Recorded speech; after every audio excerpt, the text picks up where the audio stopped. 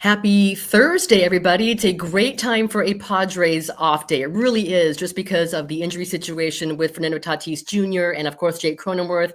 I know you guys listened to Mike Shildt yesterday, and he expressed optimism that they're both going to be okay, that Tatís could have been available off the bench yesterday in Sacramento, but hopefully he returns on Friday against, yes, I'm saying it, the dreaded Colorado Rockies. Don't forget they came into Petco Park last year and swept the Padres in truly a low point of the 2024 season, but they've righted that wrong. Hey, I am so excited to bring in the next guest to talk some Padres NL West, and that would be ESPN's Buster Olney. Buster, how the heck are you? What's up, Marty? How's it going? I'm doing great. It's going. Are you in Montana today? Are you at home in Montana? I'm in Montana. Yeah, this weekend we've got the Cubs and the Dodgers on Sunday Night Baseball. So doing some prep work for that and headed down to LA on Saturday morning. Cubs and Dodgers, huh? On Sunday Night Baseball. Okay, great. Well, we'll definitely be talking some Dodgers today because I do want to go ahead and get to the NL West. I know I saw you the opening series in San Diego. You and Carl Ravitch were coming down the elevator on the way to the airport. That was the final game of Padres and Braves of that 4-game sweep. And I'm bummed I didn't get a chance to go ahead and talk to you then, but I did catch up on your podcast from last week. You were talking about that series. You were talking to Eric Hosmer as well, which we'll get to. But before we jump into what's happening right now, what was your observation of the Padres just from that short series? That they were clearly, I feel like that they were bolstered by, even though they lost to the Dodgers, that there's a lot of confidence in that group. Look, you wonder in the hearts of the Braves right now, do they believe that they could beat the Dodgers in a short series? Mm-hmm. In the hearts of the Phillies, do they believe that?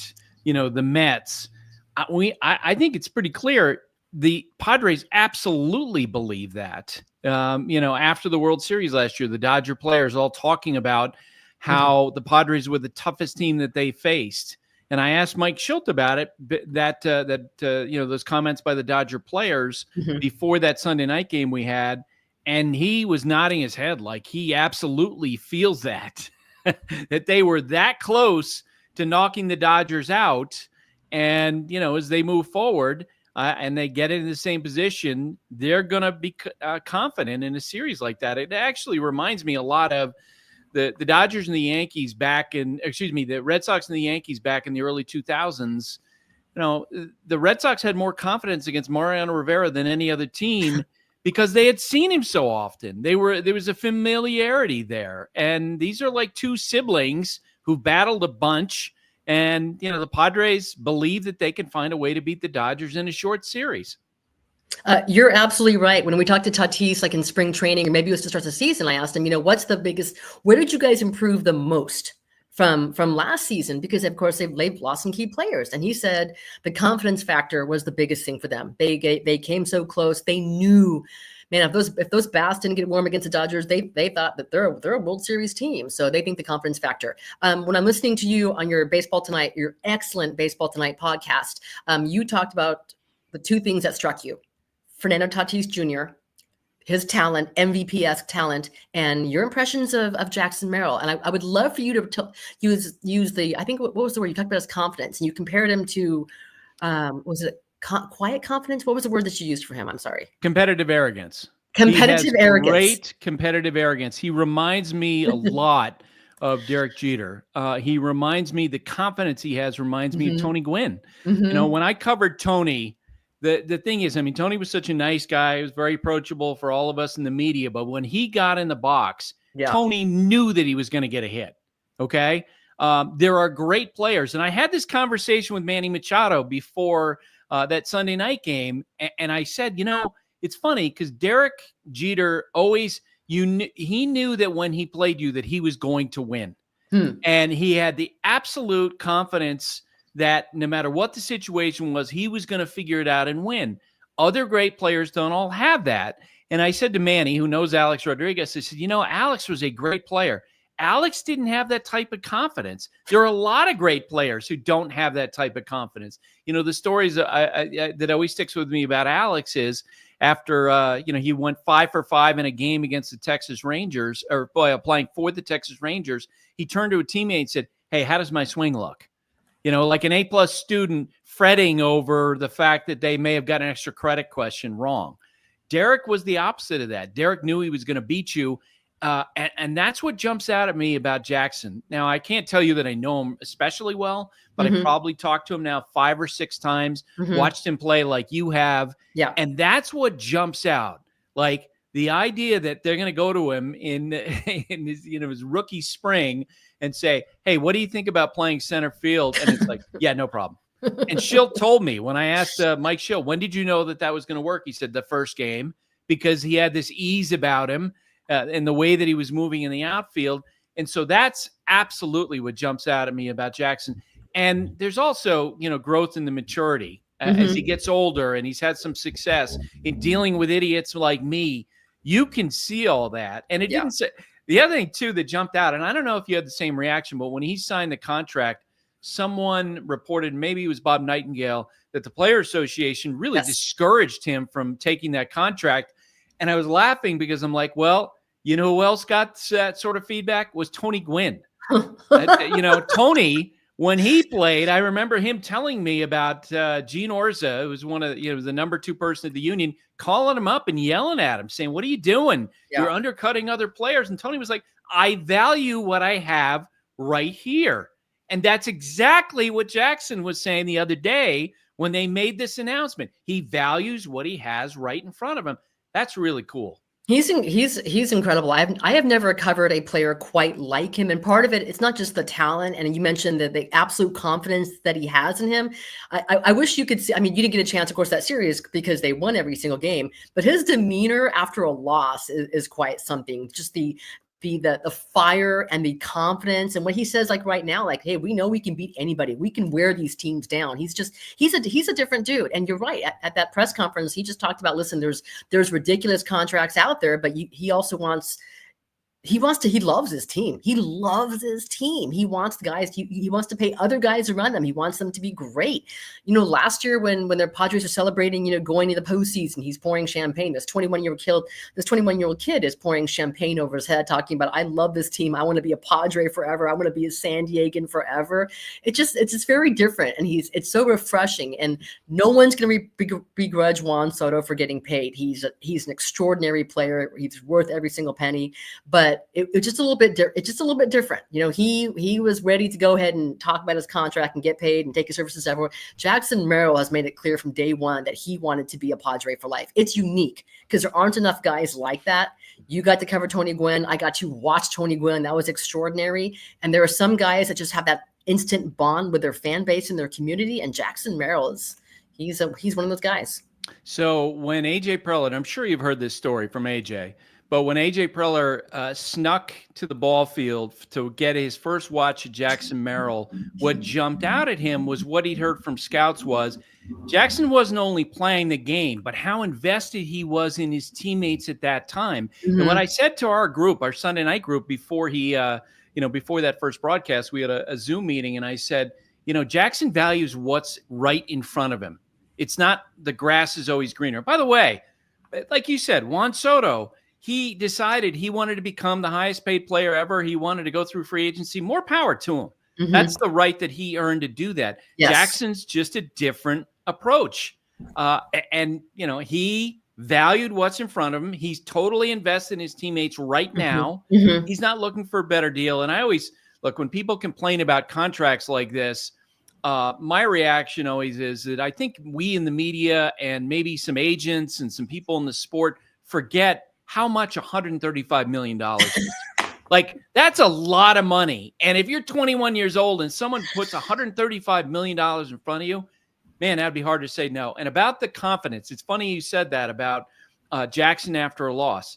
When Tony Gwynn, when the 3 years I covered Tony, if he had a really bad game, and there are a couple of times I think I covered him when he had 3 strikeouts in a game, the nicest person on earth became absolutely dead, frozen cold. I mean, he just didn't want to talk. He cleared out. And in Derek Jeter, the other player we talked about, in 2001, the Yankees had won 3 straight World Series, 98, 99, 2000. They get beat in the bottom of the 9th inning of Game 7 in 2001. And let's be honest, Marty, they were outplayed for 95% of the World Series. It was ridiculous that they were even in that series. And so as that game ends, guys like Paul O'Neill and Tino Martinez, who are part of the championship, they're all gracious and talking about, well, the Diamondbacks are a great team. The one person in that clubhouse who was furious was Jeter. Like, he was so mad that they didn't win. He couldn't believe it. There was a rage there that reminded me of Tony. And the way you describe Jackson, it doesn't surprise me. I think there's a common denominator out there. He's wired differently, so it's been something else. Since we're talking about Jackson Merrill and that contract, and you mentioned the whole thing with Bob Nightingale, and some of the baseball people that I've talked to from other teams are a little bit surprised by that deal. I heard your podcast partner saying that he was shocked that he could have been. I mean, he's a superstar in the making, and he could have gotten maybe not $700 million, but a lot more money. How surprised are you by this deal? No question. No question. And that's what people with other teams were saying. That's what agents were saying. They, feel like it's a mistake. Mm-hmm. But again, I think that sort of criticism is totally unfair because every person has their own individual context. I don't know what Jackson's family situation is. Is there someone in his immediate family that could use the help right now? And as it, Jackson maybe is like Tony, and that he understands that there are bigger and brighter stages elsewhere in New York, in Chicago, in Los Angeles, but he likes where he is. And that's what Tony always told the union. I like playing here. Like, I don't look at it as a burden. This is in the middle of, the 101 loss season in 1993 that he was telling me this. He was like, I love playing here. This is where I grew up in Southern California. I like my teammates. I like my situation. So his message back to the union people was like, F off. Like, I'm happy. Since you mentioned his family, I've met his parents. His parents are outstanding. They're both school teachers in Maryland. So they did well with how they raised their son. Okay. You also mentioned on your podcast about Fernando Tatís Jr. Now, hopefully it's just good news on that shoulder where he had the surgery, of course, a couple of years ago, and that he's fully recovered on Friday. But you think, and you wrote about this on ESPN, that you think that he could be a top 3 MVP candidate for this season. How much of a game changer is Fernando Tatís Jr. when he is healthy? Let's face it, he's already in his career finished, 4th and 3rd in the MVP voting. So he's a high impact guy. But what I see different than I've seen in the past, and maybe moving in the leadoff spot, settling on that position helps him do this, is that he's just more patient. There are a lot of young hitters who swing out of their shoes from the time they get in their box, and they don't really develop. Jose Altuve, a great player with the Astros, has been that type of guy. He swung really aggressively and he improved his walk total a little bit, and then he kind of reverted back. You get the feeling with these early at-bats, early numbers, this might be part of him going forward, that he understands that if he gets a better pitch by working the count a little bit more, not chasing out of the zone, he's going to be in a better spot. I don't have the numbers right in front of me, but when I wrote that, it was 5 walks or 6 walks and 5 strikeouts versus, a guy who typically is struck out about 2.5 times for every walk that he draws. That is a dramatic change in approach. And I think he's the sort of player who can pull that off. You put any kind of discipline on top of the physical talent, man, that's a great player. And by the way, the Padres need that because, as they've been trying to manage payroll and the changes that have gone on in the organization, they need their stars to be stars. It's a top-heavy roster. They need those guys to be great players. So far, he has been. Manny Machado has been great. They have the Jackson. Yesterday's win was, that was a nice win. They won without their stars for the most part, with Merrill down, Tatís down, and Cronenworth down as well. But you're right. If their stars can be stars, it'll be interesting. And speaking on that, how surprised are you? Padres 10-3, best record in baseball in this division.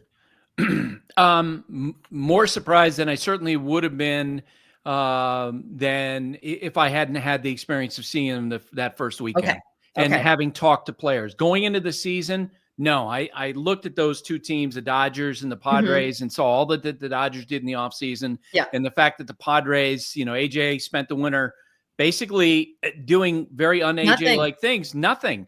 Just having to wait. I thought the Nick Pivetta signing was excellent. It'll be interesting to see what they get out of him going forward because, as you know, his second start wasn't the same. And there's no questioning the talent. But I think they're in a great position. National League West is going to be a fun division this year, especially with the Giants taking a big step forward. Diamondbacks maybe having one of the 2 or 3 best offensive teams in baseball. It's going to be a blast. Okay, I know everyone, and also on your podcast, you and your producers, it's Paul, correct? Taylor Schwenk. Oh, I'm sorry. Well, you were talking about the Dodgers' chances of the most wins in baseball in baseball history. Right. This is a much tougher division, I think, than people thought. Just because the Padres have not taken that step back. The Giants, under Buster Posey, under him running the ship now, and Bob Melvin, they're surprising as well. And the D-backs, I mean, in the World Series a couple of years ago, and it seems like they're loaded up as well. What team do you think is best suited to upset the Dodgers? So it's an interesting question. At the moment, I think coming off of last year's postseason, I would say the Padres, because they've seen them in a short series. You can see the Padres stars manifesting, but I think you can make a reasonable case for any of the teams. You know, the big difference for me, the Diamondbacks this year versus the Diamondbacks of last year, Corbin Carroll.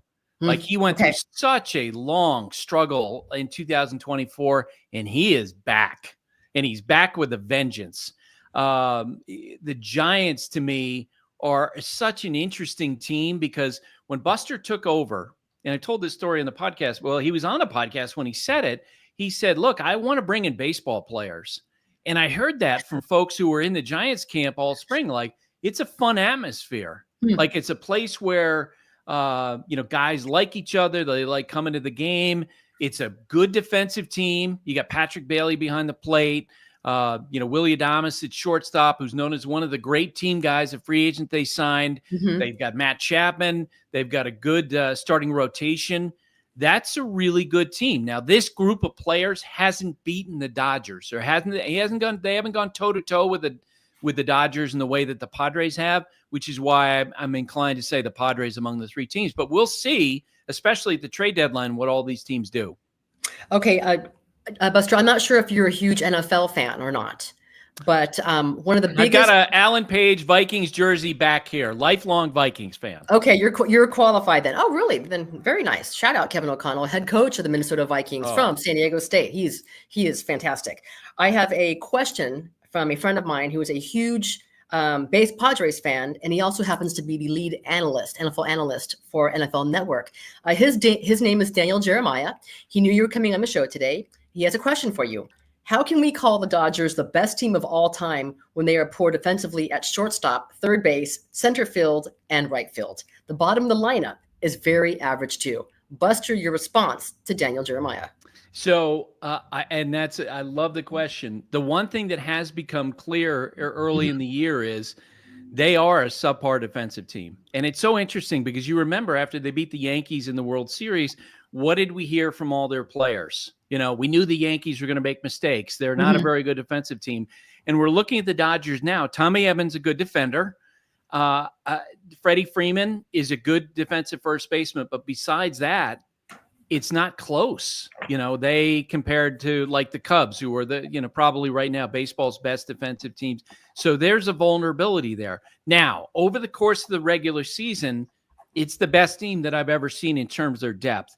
It hasn't fully manifested yet because Freddie's been hurt. Right. And Mookie, lost all that weight. Right. But in the regular season, the quality of at-bats from the very top to the very bottom, in addition to, this is the best bullpen that Dave Roberts has ever managed.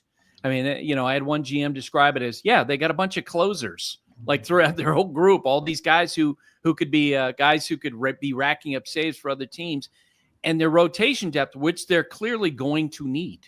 At some point in the second half, they're going to have Shohei Ohtani back. I think late June is sort of the target area. Is that right? Clayton Kershaw, he's going to be back at some point. He probably get 15 starts. They do have a lot of options in the rotation that other teams are jealous of. And we'll see. But I think they're going to hit so well that they could wind up threatening that Seattle record of 116 regular season wins. Also, Blake Snell on the IL, which isn't too surprising. I think Padre fans got used to that, but he is a guy Right. that always seems to finish stronger in the season. And the Dodgers and Marty too. The Dodgers, when we see their handling of injuries, the Yankees are like this too.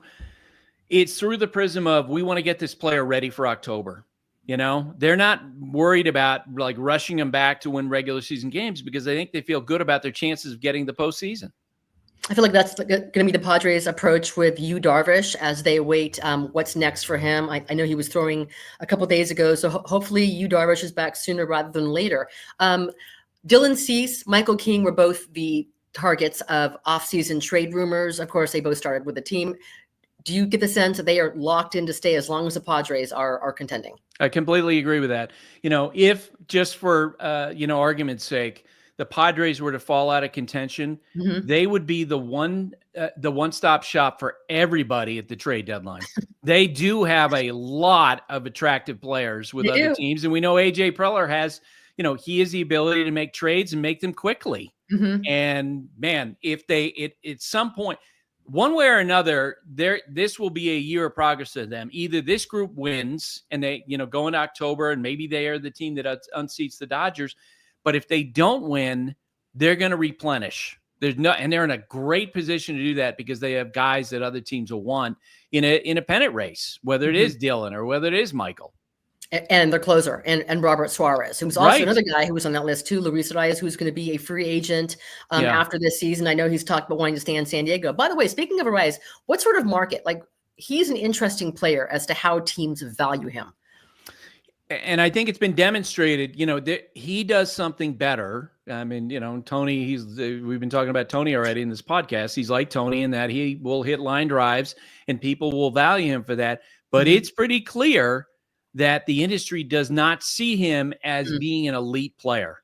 He wouldn't have been traded twice already during the course of his career because the fact he doesn't really have a position that he excels at, and he doesn't really run the bases that well. I think he's the guy that everybody at the trade deadline would want to have because he would plug a hole. I remember having a conversation with someone with the Yankees before they signed Paul Goldschmidt. I was like, man, you stick a Rise in that lineup, in front of Judge or behind Judge or something like that, he could do damage. Like all of these teams could use a guy like Luis Arias when we get to the trade deadline. And maybe it's the Padres that just keep him. I hope they do. It's fun to watch him, and he's starting to heat up right now. Let's see. Also on the Eric, with your conversation with Eric Hosmer, you guys jumped into the Jurickson Profar suspension, which of course broke the day after you left San Diego and saw them here. How? I'm not sure what's the right word. I don't know that anyone I spoke to, team executives, are surprised by this. Okay. After having the career year he did at age 31. Right. And if you're the Atlanta Braves right now, you are sitting there wondering what you exactly paid for. Yeah. They gave him a 3-year, $42 million deal. I said in the offseason, I thought it was one of the best signings based on what we saw last year. And look, Jurickson was a guy who is always seen as someone with talent, but he never quite put it together for 2024. And as you said, has a career year at that age. And so now the question, it's not only the Braves, but I think everybody wonders, was it real or was it built on some sort of PEDs? Now, I will tell you, you ask that question to people, and they will say to you that I've had people say to me, they don't think this is a case of a guy who just got totally saturated with PEDs, and that's what his success is based on. They think it's someone who was trying to stay healthy and had, that he was trying to help his knee and be in a better position for spring training. It's more of a, you think about the PED, the era of the PEDs. Andy Pettitte was one of the first pitchers to talk out loud about why he did. He said, look, I just want to stay healthy and on the field. And he felt like he had a responsibility to teammates. I don't know if that's what the case was for Jurickson. But it is an open question going forward. We should have known something was going on because he's one of the most engaging players ever. Yes. And in our meeting, we said, oh, who's going to wear the mic? It's got to be Jurickson. So we asked for him and we were turned down. And it was like, oh, because he obviously knew this was coming. From what I understand, he was told in late February that he initially had a positive test and then they went through the appeals process. Oh, wow. Okay. I was wondering how much of a heads up he may have given his Padres teammates. I mean, he was so wildly popular, right? Yeah. And when this news came out and Manny Machado went to the SDFC, the soccer game, MLS game here in San Diego on Saturday night. He got a huge ovation by the fans. He was so popular in San Diego and he was so loved in that clubhouse. So I'm sure that was quite a blow. Okay, Buster, you've been so generous with your time. I brought this up with your colleague, Alvin Gonzalez, last week. You had a list, nothing inspires reaction like a list or a ranking, right? Of the top 100 players in baseball. Oh my goodness. Now, give me the criteria for that list if you can. But the highest ranking Padre was Fernando Tatís Jr. at 15, which I thought was low, just based on just how mesmerizing a player he is, but he has to stay healthy. Can you just kind of take me behind the scenes of your list and what the criteria was? Yeah, so the way that list is generated, it's interesting because you never actually, and I was one of the people who participated in building the list, but it's not in the way that you would think, that we all turn in a list of 1 through 100, which I would really struggle to do because of some of the complaints from some of the Platami fam, and Andrew McCutcheon, Yes. Andrew McCutcheon telling me, like, how can you compare position players with pitchers? And look, I totally get that. The way that it's done is they have a system through which on your computer screen, what'll pop up are 2 names. So you could have Fernando Tatís Jr. and Jackson Merrill, and you got to click on who's better. And so that type of voting goes on and on and on and on and on. And from what I understand, it was like over 15,000 clicks from our group. Okay. And through that voting, head-to-head voting, they came up with the top 100 list, which in some respects made me cringe. Like when I see Roki Sasaki at number 60 ahead of guys with a ton of experience, Marcell Ozuna, who was one of the top players in the National League last year, JT Realmuto, who spent a decade as being the best catcher in baseball, and Roki Sasaki, before he threw a pitch in the big leagues, I knew he was at number 60. So, the complaints that I got from players about our list was there's a lot of hype rather than track record. And they all complained about where Mike Trout was on this record. I showed that list to Manny Machado, which was a lot of fun. He was going over it. In some respects, he goes, it's a lot of good players on this list. But he also, he wondered, like a lot of players did, Aaron Judge, we had at 4. He was like, he had one of the greatest seasons ever. What's he doing at number 4? He talked about Jackson Merrill also. He felt maybe a little bit low because of what he'd seen last year. But you can understand that. I mean, he's going to have, his perspective, having played with Jackson last year and seeing his impact with that .596 slugging percentage in the second half. How is Tatís 15? Is it his inability to stay healthy? I think we all feel like, based on what we saw in 2020 and 2021, that there's more there. Okay. And it hasn't come back. He had the PED bust. He had the injury. Yeah. And what we saw from him in 2021, we have not seen the last couple of years. He's a different type of player. And that's why I think early this year, to see that walk strikeouts early on and see his plate appearance, I'm like, you know what? Here we go. I agree with you. I think this is the year if he's healthy. So I'm sure that Padre fans are going to be holding their breath until Friday when the lineups come out, and hopefully he's out there versus those Colorado Rockies. I have one more thing. Wait, one more thing, Buster. 2 more things. I'm sorry. You've been great. Okay. Thank you for your time. Yeah. What's happened to Kris Bryant? What's happened to his career since signing with the Rockies? Okay, I have my own theories about this that might be completely separate from reality. I believe that we've always talked about Anthony Rendon as being someone who doesn't necessarily just burn to play baseball every day. I wonder about that with Kris. And I would say this, if that's the case, I think the Chicago Cubs are partly to blame for that.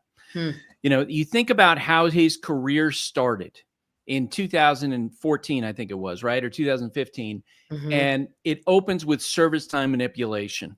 And everybody in the industry knew it. He was the best prospect in the minor leagues. He was ready for the big leagues, but they keep him down in the minor leagues because they want him to delay his free agency by a year. And that's it. I suspect that probably began to warp his feeling about baseball. I haven't had a direct conversation with him about this, but that's what I'll always believe. In fact, I think that happened for a lot of those Cubs players. I think that group of players who we looked at in 2016 as being a potential dynasty, I think they lost their joy. I remember going into their clubhouse before day games. Guys were coming in like at 11 o'clock for a 1 o'clock game. Oh, wow. Right. And it was just like, this is kind of weird that they kind of lost that joy from 2015 and 2016. And, when we talk about players who burn to play, Kris in recent years has not struck me as being a guy who's just, who'd fight you to get out on a baseball field. Oh, wow. Maybe breaking a curse is more taxing than you'd expect. And we've seen the Cubs spending in recent years. The Cubs have run their organization in recent years through the prism of how do we make as much money as we possibly can. And maybe the players felt that. But I think when we write the history of that team, that's one of the things we got to talk about, how for the organization, business came first. And maybe for the players, it began to evolve that way. Buster, a lot of great comments, a reaction from Padres fans on your appearance, including what a great storyteller you are. But I'm surprised it took this long for this comment to come through from JP. He hates the Padres. Buster, can you take this opportunity to tell me which team you hate the most? Because I know you hate all the teams. I'm sure you hear that a lot. Every single time you talk about any team or do a podcast in a certain market, you hate their team. So why do you hate all the teams? So the Big Lead did someone on that website went back and collected from Twitter at least one fan reaction saying, "Why do you hate my team?" and listed their team from all the teams. It makes me, people ask me who I root for. I always say, and I grew up a huge Dodger fan, as I've told you before, as a kid. Like, I love the Dodgers growing up in Central Vermont. And once I started covering in 1989, I mean, that just disappeared. It became a business. And then at that point, it became, hey, I love watching, great stuff or covering great stories. And then you hope for good stuff to happen to good people like Tony, to see Tony Gwynn in the World Series after covering him in 92 and 93, 94, to see him in the World Series in 98 was really cool. And that's the prism I look at this stuff through. I remember, when the Padres signed Manny Machado, I was really critical of that because we had not seen before that signing, and we didn't know the full extent of how much Peter Seidler was willing to build this franchise. And what my criticism was at that time was, man, you better follow it up if you're going to invest that kind of money in a player. And they did.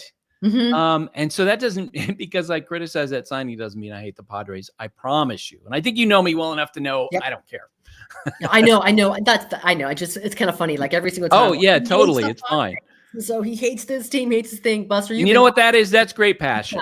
That's a fan's passion. And that's awesome that I feel like my son and I have a big laugh about that all the time, about people like the Mets fans convinced I hate them. Currently, because that means you're doing your job. You're doing the job the right way, because you don't root for teams, but you do root for people. And you mentioned the whole Tony Gwynn thing. I do want to mention the Cody Bellinger, the chicken wing thing. I'm thinking about injuries. Freddie Freeman in the shower. The strangest injury I can remember was Adam Eaton stabbing himself, opening up his former Padre pitcher, stabbing himself, opening up CDs with scissors or something like that. What is the strangest injury you've ever covered? And you've seen it all, Buster. Man. That I ever covered. There was an outfielder when I covered the Orioles, and this is not going to be like one that's going to blow people's minds, but when I covered the Orioles, Mark Smith was an outfielder in that team, and he got up to fix the air conditioner, which was rattling in his hotel room at the time, and he hit something and completely gashed his hand. That one jumped out to me like that. What a strange and horrible way. He's like trying to establish himself in his career. Certainly I've seen plenty of examples of players getting sick. And then there's always the question with all these stories, how much of it is real? There was a pitcher with the Red Sox who went through a glass table. And he was cut going through a glass table. I'm not going to ask the question about how do you go through a glass table? Yeah. What time of night or morning was that injury? We're only as good as the information we're given. All right, Buster, how often does your podcast drop? And you said you're going to have Cubs and Dodgers for ESPN Sunday Night Baseball? Yes. Cubs and Dodgers on Sunday Mm-hmm. this week. My podcast is 3 times a week. The latest episode, we have Jeff Passan. Jake Peavy Nice. is going to join us, and he's going to give us some pitching impressions. He's going to talk about his new role with the Padres. Mm-hmm. Sarah Langs has an essay that she's now doing with her AI voice that she's had, which is awesome. She's and Todd she's Rader. amazing. Yeah, I mean, it's so cool this week too. Sarah Langs getting an award from her alma mater, the University of Chicago, as an alum, and that's really neat that she continues to do great work. She is fantastic. She coins baseball is the best. And anyways, Buster, thank you for your time. Padres fans, baseball fans, you can follow him on Twitter at Buster ESPN. You're also on Instagram. I see your content there all the time. Your podcast is fantastic. I love it. If you're looking to catch up on all the highlights and the rankings, the interviews are fantastic. You make sure you listen to the Baseball Tonight podcast with Buster. Buster, it's great to see you. Hopefully I'll see you in San Diego sooner rather than later. We got the Padres on our docket coming up here, so I'm sure we'll be talking again, Marty. Okay, good. I look forward to it. You're the best. Thanks so much, Buster. Thanks, Marty. All right, that was ESPN's Buster Olney. He is great. Listen, he doesn't hate your team. It's not personal. I know that you think that way. All right, listen, great day for Padres off day, as we mentioned at the top. Tomorrow is Friday. The Colorado Rockies are in town. Hopefully we have a much better update on Fernando Tatís Jr. and, of course, on Jake Cronenworth. Oh, Daniel Jeremiah is going to join the show tomorrow. The NFL draft is 2 weeks from today. But I know that we'll be talking plenty of Padres with DJ. And also we'll hear from John Conniff on the Padres prospects. So, all right, guys. Thank you for your time. Alec and Erica, Eric, JP, Mario. I appreciate you guys so much.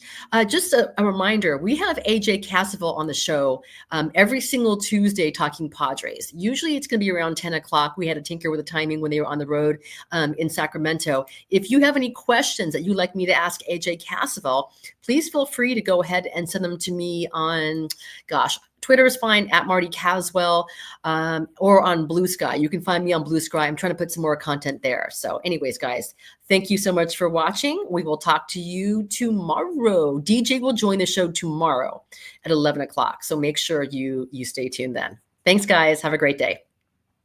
And thanks, Buster.